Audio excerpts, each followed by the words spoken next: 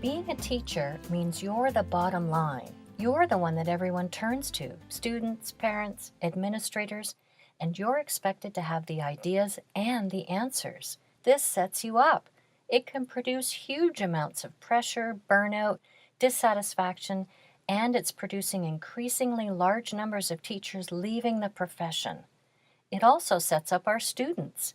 It can significantly get in the way of their learning in the most effective manner, especially given the direction education is headed. Many of you may be familiar with the concept of give a man a fish and you feed him for a day, teach a man to fish and you feed him for a lifetime. Well, that quote has set us all up. What if instead it was set up the opportunity so that he can learn how to fish himself? Let him experience the magic of discovery and the joy of success. He will then have a way to feed himself for a lifetime and will have the tools for a lifetime of learning. Every time we tell someone how to do something, we rob them.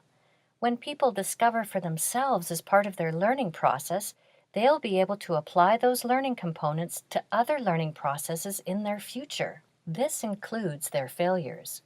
In fact, so-called failures can be even more important in terms of lifetime learning. People who have a history of discovering for themselves are often more resourceful and able to apply and adapt, coming up with answers to those emerging challenges and endeavors they encounter. Isn't this what we want for our students? The more we make the shift away from giving answers and supplying solutions to a more supportive environment where students set up their own processes for learning, the more successful they will be. Don't kid yourself. It may sound easy, but it's not. Okay, it may not even sound easy to some of us. I know I've certainly had my challenging moments. I don't know about you, but for me it sure feels great at times to be looked up to as the expert, the center of attention. It can be hard to let that go. Most of us teach because we care deeply that students succeed, and it's pretty darn scary standing by and watching them start to get it wrong, heading down the wrong road. You want to jump in and rescue them because you do care. However, you're simply robbing them of a learning moment.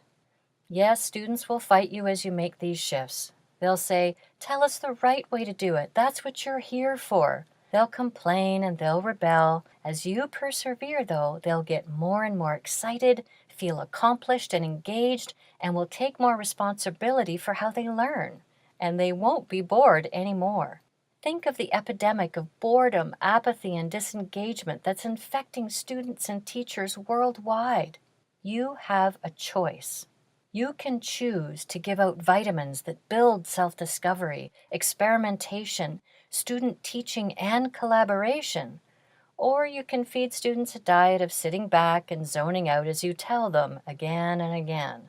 It'll clog their learning arteries and shut them down more and more until they fade away, perhaps forever.